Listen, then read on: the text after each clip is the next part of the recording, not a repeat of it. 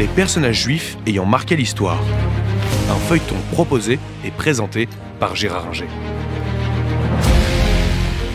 Bonjour.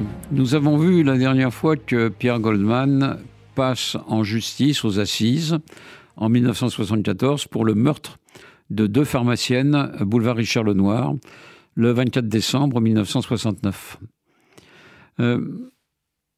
Cette condamnation émeut l'opinion parce que le livre de Goldman, Mémoire obscure d'un juif polonais en France, fait grand bruit. Et il y a beaucoup de gens, et notamment une partie de l'élite intellectuelle, qui considèrent que Goldman est innocent de ce meurtre.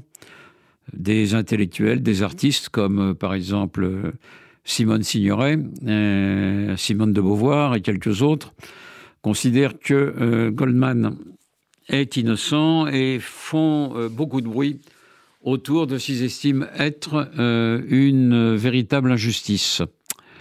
Donc, le procès arrive en cassation et la Cour de cassation casse le procès qui a condamné Pierre Goldman en considérant qu'il n'y avait pas de date sur un des écrits du greffier et donc, pour vice de forme, le procès est cassé.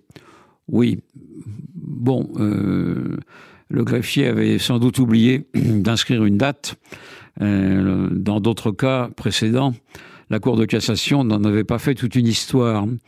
Là, c'est un moyen, en fait, pour les juges de voir et d'indiquer qu'il y a trop d'incertitudes dans le procès. La Cour de cassation ne peut pas le dire, car elle ne juge pas les faits, mais le droit.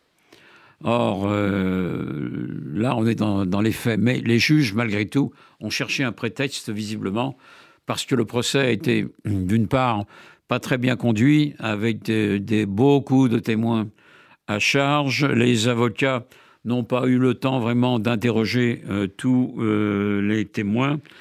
Les témoignages se contredisent. Les policiers, comme je l'ai dit, ont publié la photo de Pierre Goldman dans la presse avant de recueillir d'autres témoignages. Bref, rien ne colle. Donc la Cour de cassation casse. Le procès en révision, donc, ou en appel, le second procès en tout cas, il n'y avait pas encore d'appel pour les procès en assises, a lieu en 1976 à Amiens.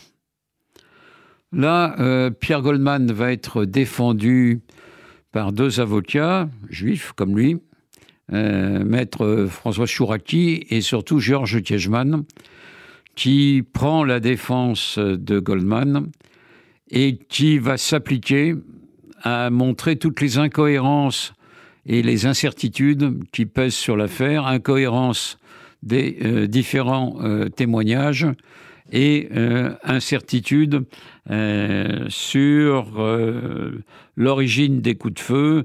Est-ce Pierre Goldman qui les a donnés? Est-ce quelqu'un d'autre, Pierre Goldman n'étant pas dans cette affaire, comme le mulâtre dont parlent certains témoins?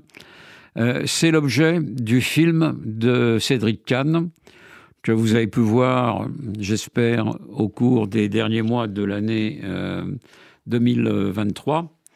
Et on voit bien, au cours de ce film, à la fois les incohérences et l'absurdité de certaines accusations, mais en même temps, Kiechman, qui est intelligent, ne dit pas que Pierre Goldman est innocent.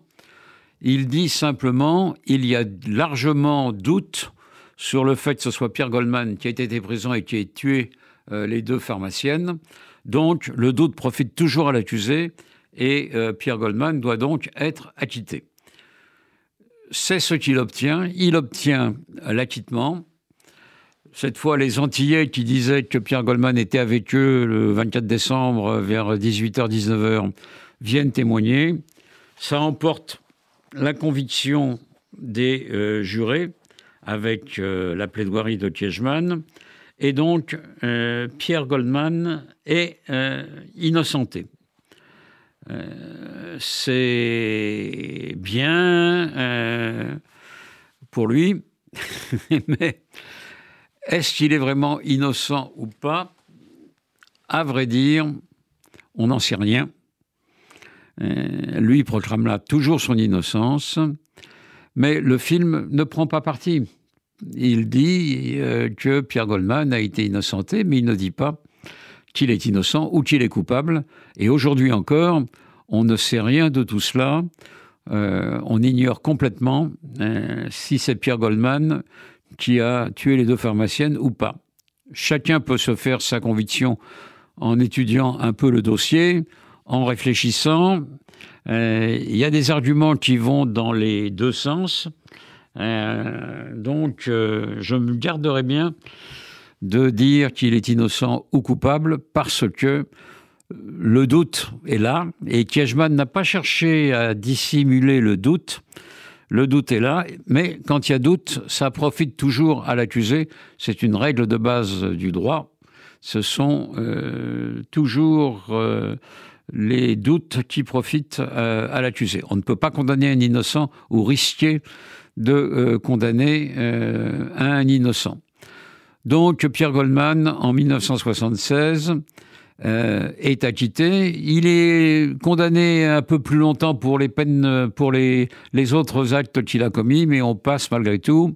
Et revoilà Pierre Goldman libre de vivre sa vie, marié maintenant à une Antillaise qu'il avait connue plusieurs années auparavant. Et il va mener plusieurs activités dans le domaine de la littérature et de la musique, ses deux passions. C'était Les personnages juifs ayant marqué l'histoire, un feuilleton proposé et présenté par Gérard Inger.